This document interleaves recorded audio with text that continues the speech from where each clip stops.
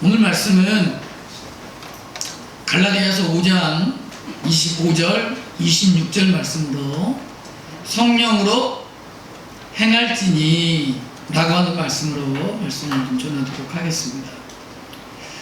우리가 그리스도인으로서 삶을 사는 것은 어려운 정도의 일이 아니라 불가능한 일이다 라고 하는 말이 있습니다.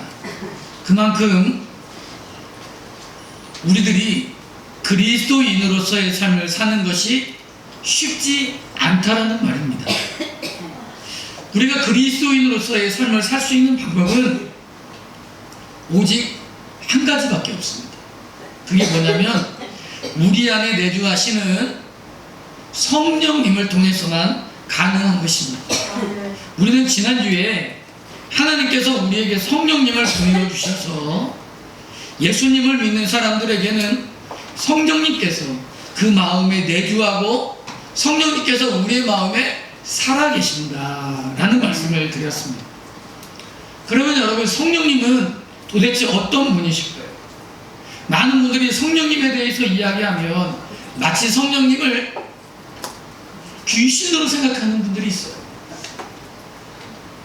또 어떤 분들은 성령님에 대한 이야기를 할 때에 성령님은 실체가 없는 어떤 환상이나 구름 같은 것으로 착각하는 분들도 있습니다. 성령님에 대한 오해가 참 많아요. 그렇다면 성경은 성령님을 뭐라고 이야기할까요? 요한복음 16장 8절 말씀에 보면 예수님은 성령님이 하시는 일을 설명하면서 이렇게 말합니다.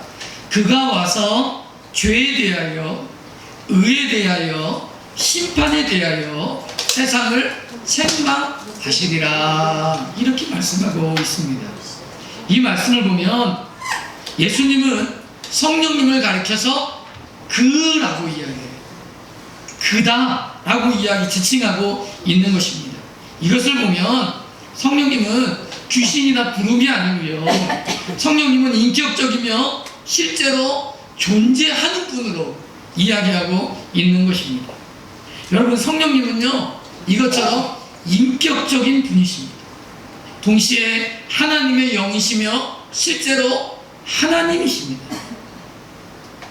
우리가 앞서 살펴보았던 것처럼 예수님도 예수님 자신을 하나님이라고 말씀하셨어요. 또한 성령님을 말할 때에 그리스도의 영이다 라고 이렇게 말씀하셨습니다. 그러므로 성령님은 하나님의 영, 하나님이신 것입니다. 이것을 종합해 보면 하나님은 우리 인간들이 존재하는 방식과 다르게 좀 독특한 방법으로 하나님이 존재하신다는 것을 알 수가 있습니다. 이것을 우리가 아주 어려운 말로 뭐라고 말하냐면 삼위일체라고 이야기해요. 하나님은 아버지이신 성부 하나님과 아들이신 성자 하나님과 그리고 성령이신 하나님이 세 인격으로 존재하신다는 거예요. 그러나 그 본질과 그 존재에 있어서는 동일하신 분이다 라고 이야기합니다. 그래서 이것을 삼위일체 이렇게 이야기하는 것입니다. 사실 우리가 이렇게 삼위일체로 존재하시는 하나님을 이해하는 것이 쉽지가 않습니다. 왜냐하면 하나님이 이렇게 존재하는 방식을 우리가 이렇게 존재해 본 적도 없고, 하나님의 존재 방식은 우리의 인간의 이해와 수준을 뛰어넘는 것이기 때문에 어떻게 보면 하나의 신비로운 일이에요. 그래서 우리가 하나님의 존재를 이런 삼위일체로 존재하심을 완전히 이해하고 깨닫는 것은 어려운 것입니다. 그러나 확실한 사실이 있습니다. 그것은 뭐냐면 하나님은 우리들 각자를 무한히 사랑하십니다. 하나님이 삼위일체로 존재하시는 것 이유조차도 우리를 사랑하시기 때문인 것을 알 수가 있습니다. 우리를 얼마나 사랑하시냐 하면 독생자 예수님을 이 땅에 보내주셔서 십자가에서 죽게 하심으로 우리를 위해서 하나님이 스스로를 희생시킬 만큼 우리를 사랑하신다고 성경은 이야기하고 있습니다.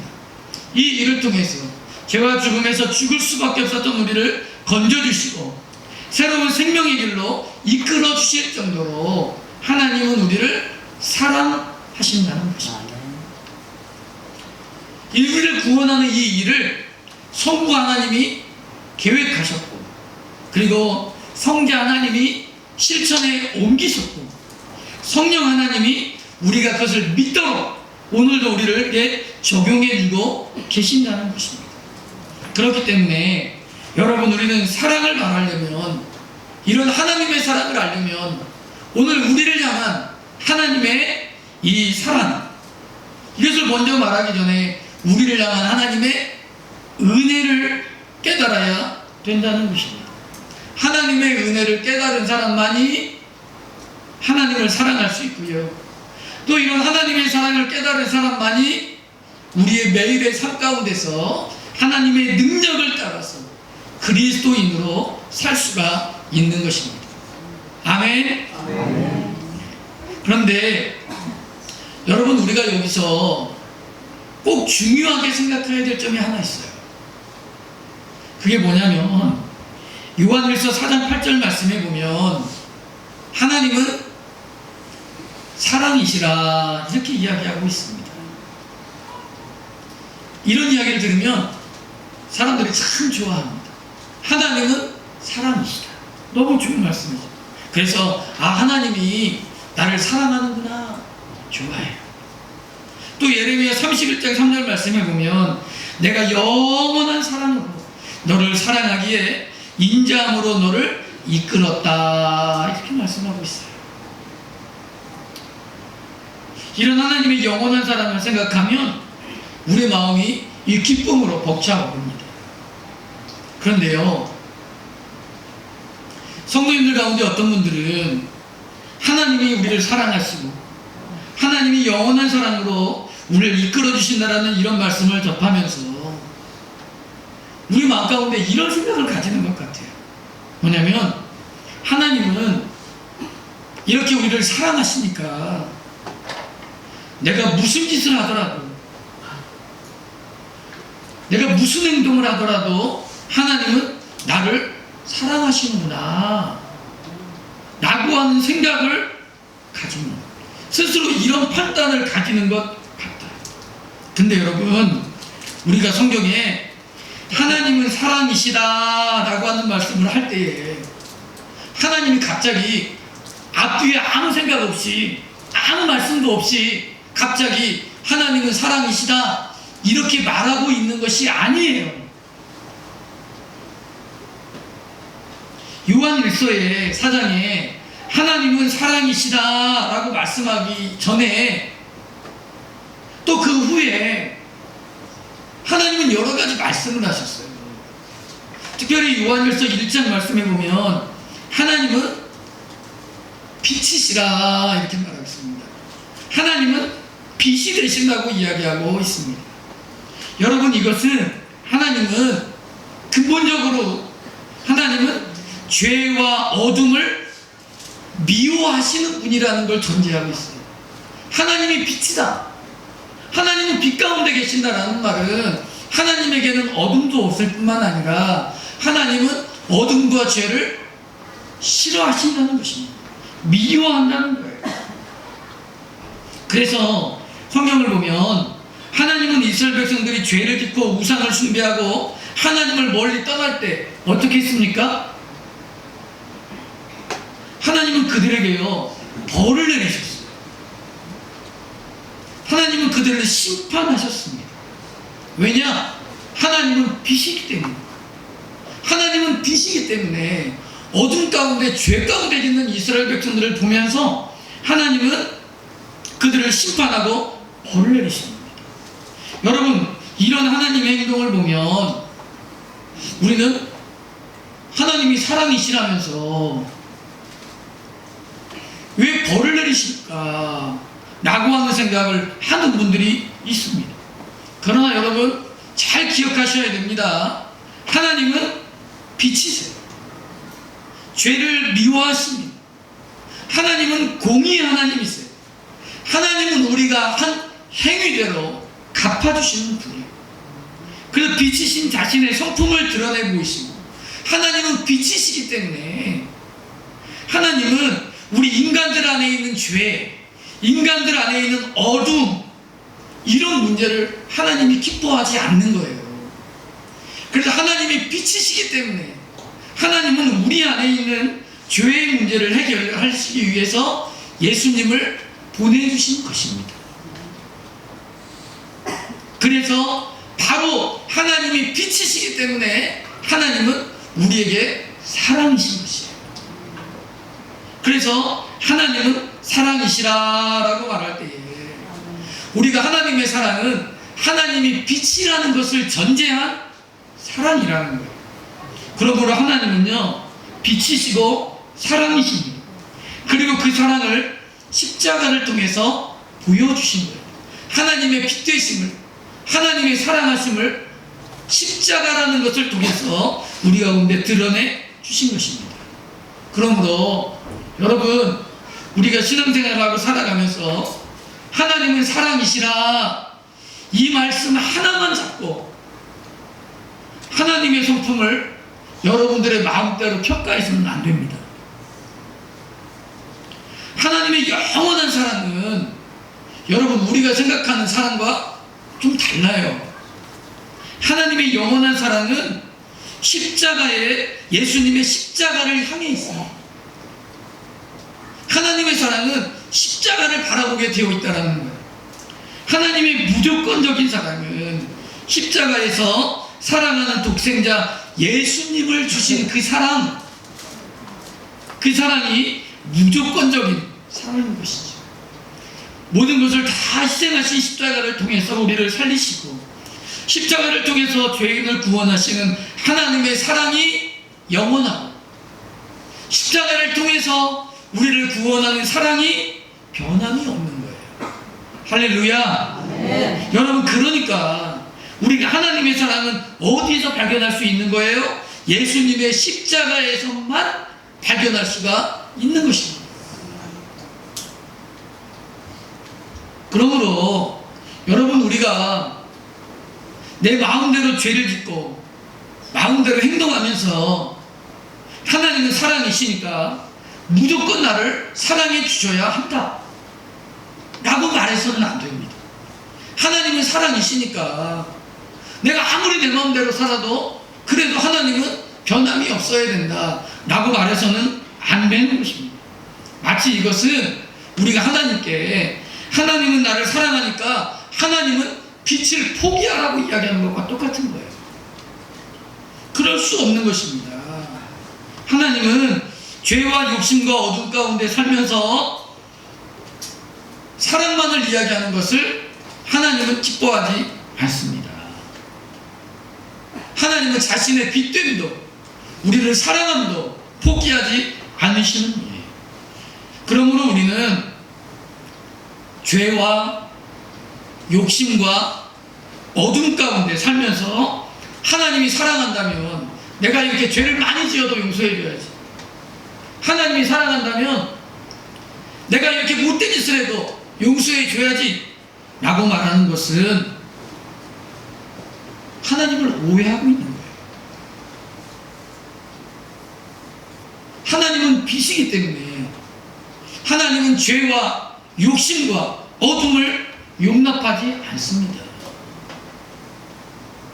그러므로 우리가 하나님에 대해서 내 마음대로 살면서 내 마음대로 살아도 하나님은 사랑해줘야지, 사랑한다면서 라고 이야기하는 것은 여러분, 우리가 하나님을 망령되게 일컫는 것입니다.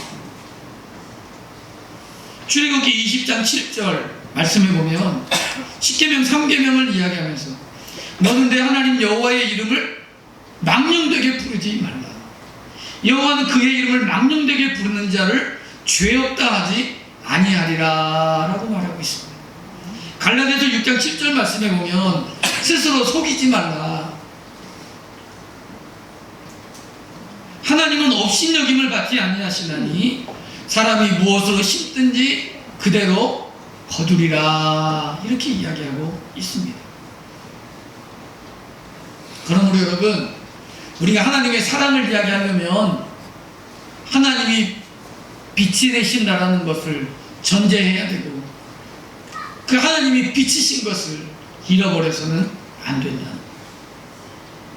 요한일서 4장 8절에서 하나님은 사랑이시라라고 말한 다음에 이 이후에 이어서 또 말씀이 나오는데요, 우리가 그 말씀도 주목해 봐야 됩니다.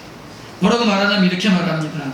하나님의 사랑이 우리에게 이렇게 나타난 바 되었으니 하나님이 자기의 독생자를 세상에 보내심은 그로 말미암아 우리를 살리려 하심이라. 사랑은 여기 있습니다. 여러분, 사랑이 어디 있다고요? 사랑이 예수 그리스도 안에 있다는 거예요. 사랑은 십자가 안에 있다. 그러므로 우리가 하나님을 사랑한 것이 아니요 하나님이 우리를 사랑하사 우리 죄를 위하여 화목제물로 그 아들을 보내셨습니다. 사랑하는 자들아, 하나님이 이같이 우리를 사랑하셨은즉 우리도 서로 사랑하는 것이 마땅하도다 라고 성경은 이야기하고 있습니다.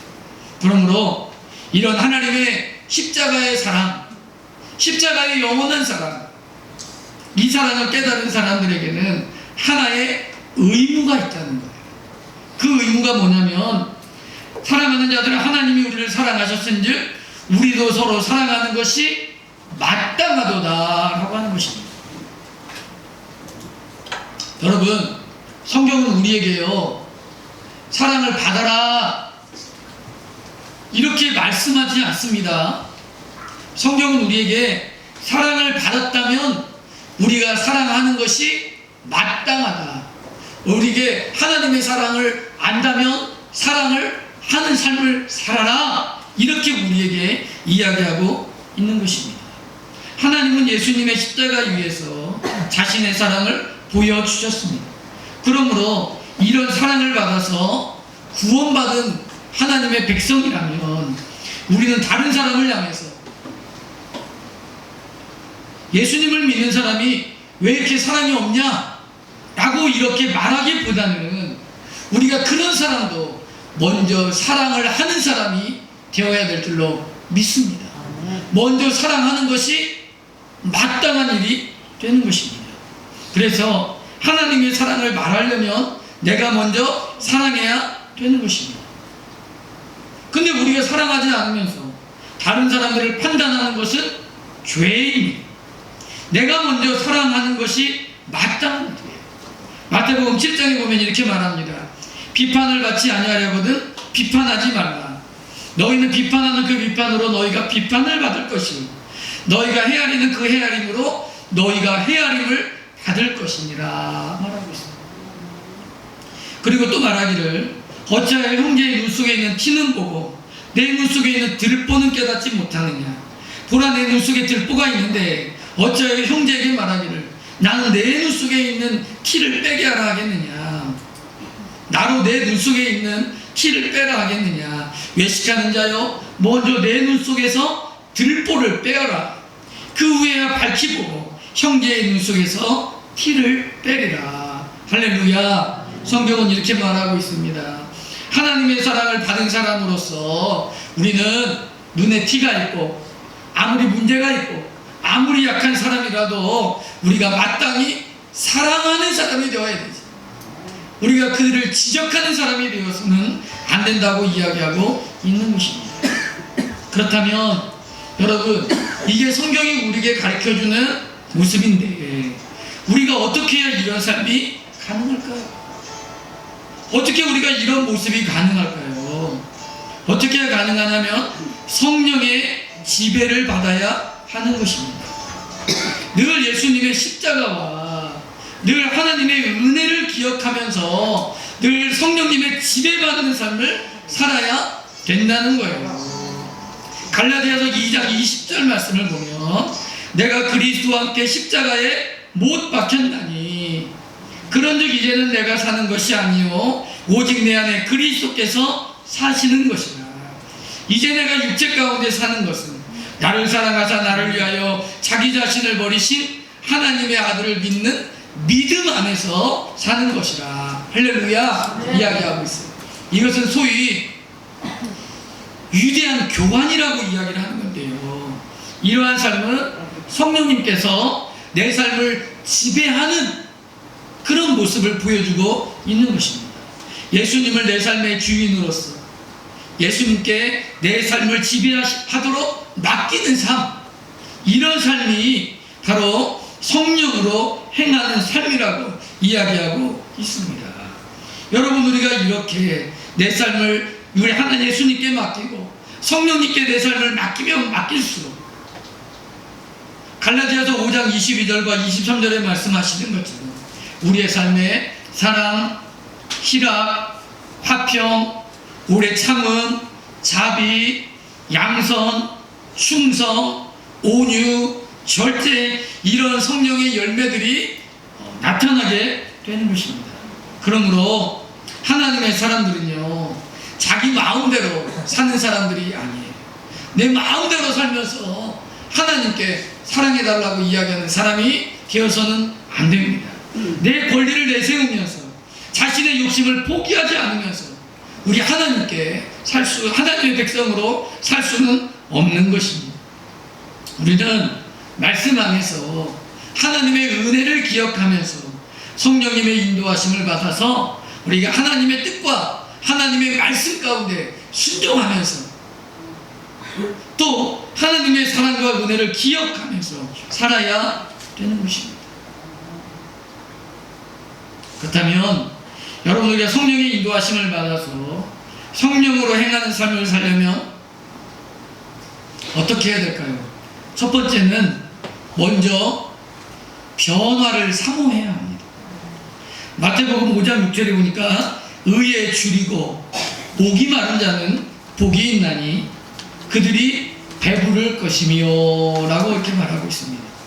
하나님은 사모하는 사람에게 채워주십니다. 하나님은 줄이고 목마른 자에게 하나님은 배부르게 해주시는 분이에요. 그러므로 우리는 우리의 삶 가운데서 하나님이 내 삶을 변화시킬 것을 기대하고 내 삶에 하나님이 일으킬 변화를 사모해야 되는 것이에요.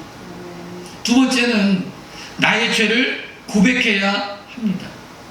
다시 말해서 그동안 하나님과 관계없이 내 마음대로 살아왔던 것을 인정하고 내 마음대로 행하던 모든 죄를 하나님 앞에서 회개해야 된다는, 어둠의 삶을 청산해야 된다는. 한국교회가 처음으로 이 복음이 들어왔어요. 선교사님을 통해서 교회가 세워졌을 때 교회 안에서 이루어졌던 첫 번째 일이 뭐였냐면 과거에 지었던 모든 잘못과 죄를 청산하는 거예요. 바람 피던 사람은 바람 피던 일을 청산하는 것입니다. 노름하던 사람은 노름하던 일을 청산하는 거예요. 그동안 하나님이 기뻐하지 않던 악한 일들을 청산하는 거예요. 여러분, 그게 하나님의 백성으로서의 삶이 되는 것이죠. 요한일서 1장 9절과 10절 말씀은 이렇게 말합니다. 만일 우리가 우리 죄를 자백하면 그는 미쁘시고 의로우사 우리 죄를 사하시며 우리를 모든 불의에서 깨끗하게 하실 것이요, 만일 우리가 범죄하지 아니하였다 하면 하나님을 거짓말하는 이로 만드는 것이니 또한 그의 말씀이 우리 속에 있지 아니하리라, 이렇게 말하고 있습니다. 내가 우리 하나님 앞에서 죄를 고백하는 것은 내가 죄인이라는 것을 동의하는 것을 말합니다. 하나님 앞에서 내 죄를 동의하고 내 죄를 고백하고 우리는 어둠 가운데서 빛 가운데로 나와야 되는 거예요. 회개해야 되는 거예요. 여러분, 이럴 때 우리가 성령님의 인도하심을 받을 수가 있는 것입니다. 세 번째는 성령 충만한 삶을 하나님께 요청해야 되는 것입니다. 에베소서 5장 18절 말씀은 술 취하지 말라, 이는 방탕한 것이니 오직 성령의 충만함을 받으라, 이렇게 이야기하고 있습니다. 또 오늘 우리가 읽은 말씀해 보니까 만일 우리가 성령으로 살면 또한 성령으로 행할지니 헛된 정감을 구하여 서로 노엽게 하거나 서로 투기하지 말지니라, 이렇게 말하고 있습니다. 세상에 헛되고 방탕한 그런 삶을 따르기보다는 성령으로 행하는 삶을 살기 위해서 성령 충만을 받아야 된다는 거예요. 요한일서 5장 14절과 15절은 이렇게 말합니다. 그를 향하여 우리의 가진 바 담대한 것이 이것이니 그의 뜻대로 무엇을 구하면 들으십니다. 우리가 무엇이든지 구하는 바를 들으시는 줄을 알되 우리가 그에게 구한 그것을 얻은 줄을 또한 아느니라 말하고 있습니다. 우리가 성령 충만을 하나님께 요청하고 하나님께 성령 충만하도록 우리의 삶을 이끌어 달라고 우리가 하나님께 기도하고 요청하면 하나님께서요 반드시 우리를 그렇게 이끌어 주실 줄로 믿습니다.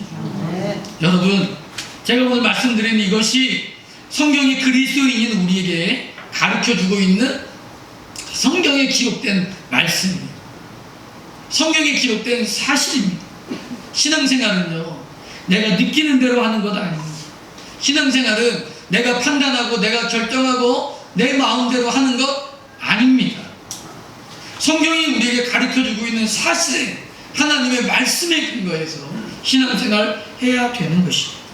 우리는 오늘 이 말씀에 근거해서 하나님은 빛이시며 하나님의 사랑은 예수님의 십자가를 통해서만 나타나는 것임을 우리는 말씀을 통해서 배웠습니다.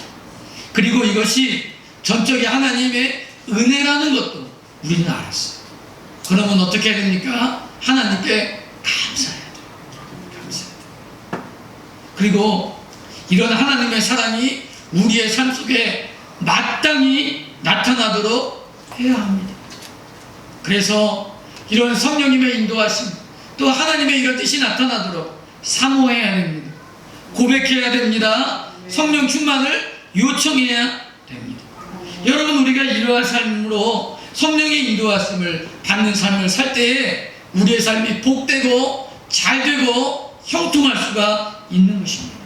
오늘 사랑하는 성도들, 오늘 말씀 잘 기억해서 우리 종합교회 있는 모든 성도들은 우리의 삶의 매 순간순간만 우리가 성령의 인도하심을 받고 성령의 인도하심으로 행하는 그런 여러분들 꼭 될 수 있도록 주님의 이름으로 축복합니다. 기도하겠습니다.